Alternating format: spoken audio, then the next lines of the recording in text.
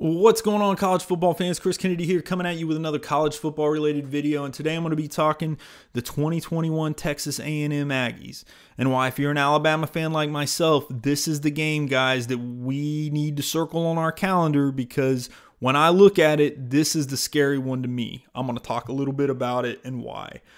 But before I do that, go ahead, please like and subscribe to my videos. I love talking college football. Could talk it all day, really, and any type of support you could give me would be greatly appreciated. So over on the A&M side of things, I think if you're an A&M fan, you were wondering to yourself, man, is Jimbo really worth the 10-year, $75 million contract that we paid for this guy? I mean, we're asking him to come into the toughest conference inside the toughest division and compete for a national championship on a regular basis.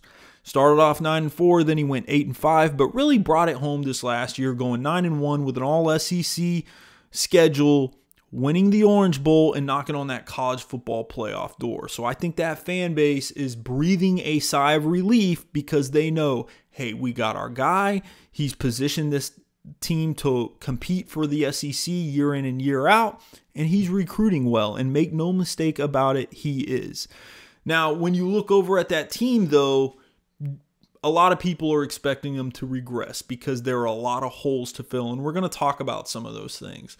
So starting on the offensive side of the ball, first question is, who's going to replace Kellen Mond? Kellen Mond, a 3-year starter, a good quarterback, in my opinion, not a great quarterback, but definitely somebody you could win with, a fan favorite. I think everybody just liked Kellen Mond, and like I said, when he has the tools around him, he proved last year that he can win.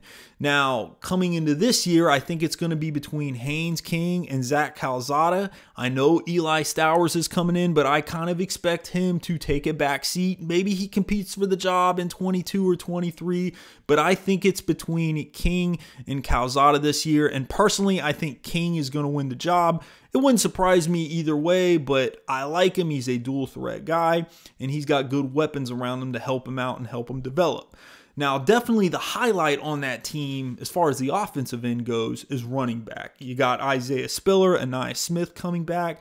Those guys ran for over 1,300 yards, 750 yards receiving, 19 touchdowns between the two of them.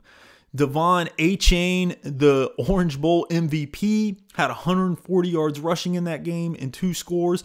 And then you bring in LJ Johnson out of that recruiting class. So there is a lot of depth as far as the backfield goes. Maybe it's the best backfield in the SEC. I don't know, but it's definitely the bright spot.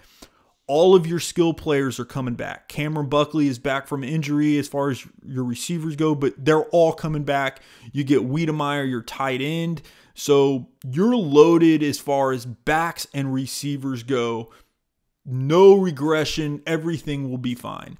The question mark is offensive line. Now you're replacing 4 or 5 guys off of that Joe Moore Award nominee offensive line.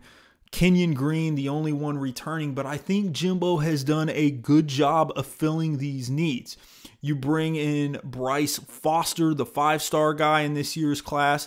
Also recruited 5 other O-linemen, one of which, Ruben Feathery, 6'8", 275 pounds. The dude is still growing. Jimbo's got a lot of options, and he's done a really good job of addressing the needs that team has. So I think everything will be fine. I expect the offensive line to regress back a little bit, but not that much. You're also bringing in Jameer Johnson, the Tennessee transfer, so that's even better. They capitalize in the transfer portal. Now, switching over to the defensive side of the ball, sure, Bobby Brown going, that's a big loss. He was a big-time player for you.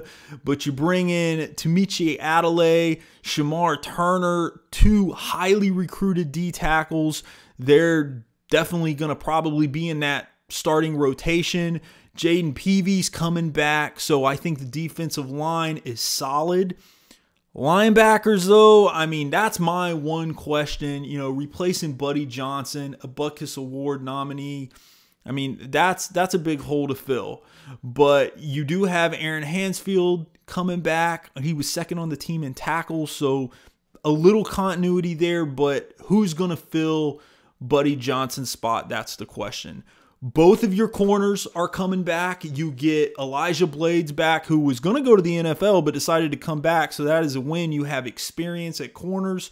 So your team overall, I mean, if you can address the offensive line needs and address the quarterback situation, they're going to be fine. I expect them to be just as good on defense. Their backs, like I said, they're stacked.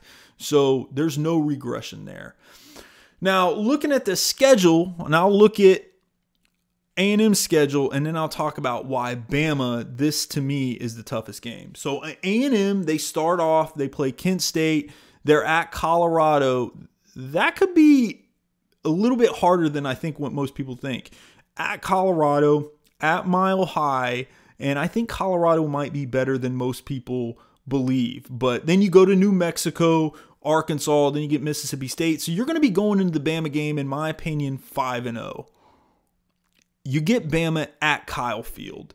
And believe me, I think that place is going to be electric. I think it's also a benefit, too, to be playing. Well, it's actually a benefit for both Bama and Texas A&M to be playing this game a little later than normal. They seem to play them typically a little earlier in the season, you know, week 3, somewhere in there.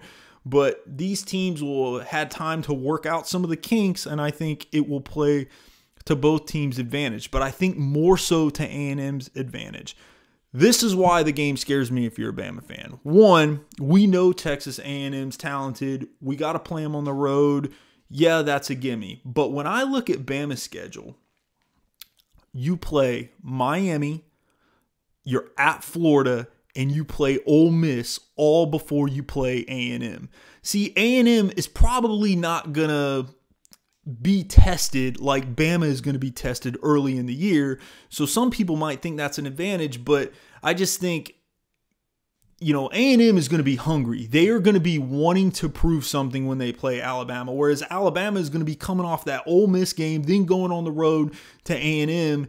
And to me, that's kind of like a trap game. I mean, I think most people would say, oh, nobody, you know, A&M's not sneaking up on anybody. But the thing is like I said, most people are expecting them to regress back, and they're not going to be tested before that Bama game. I think they are going to really let it all come out against Bama. Like I said, that place, Kyle Field, is going to be electric. And in my opinion, if you're an Alabama fan, this is the one that scares me. I know a lot of people are talking Ole Miss. And look, I'm not saying Ole Miss is going to be a bad team. I'm not. But I'm not on that Ole Miss bandwagon just yet. I'd really like to see what Lane Kiffin can do year 2. To me, it's a lot more than great play calling. I want to see how you run a program. And truthfully, Lane has fumbled some of his programs in years past. So I think we're going to learn a lot about Lane Kiffin. And this is the first year that all these teams now, Lane's not going to be able to sneak up on them. They know what he's got, and he doesn't have the most talented team in the SEC. I mean, sure, LSU's going to be tough. Florida's going to be tough. You know, Miami, these are games. But when I look at the schedule for Alabama, it's that A&M game. That's the one that scares me. And I think A&M is going to be a lot better than everybody believes. But you guys let me know in the comments below. Do you think A&M is going to be up there competing like they were last year? Do you expect them to regress back? And do you think there's another game on Bama's schedule that is more tough than this one? I know a lot of people might circle the Florida game too, but let me know what you think in the comments below. I appreciate you guys listening, and I'll be back with another video here soon. Take care.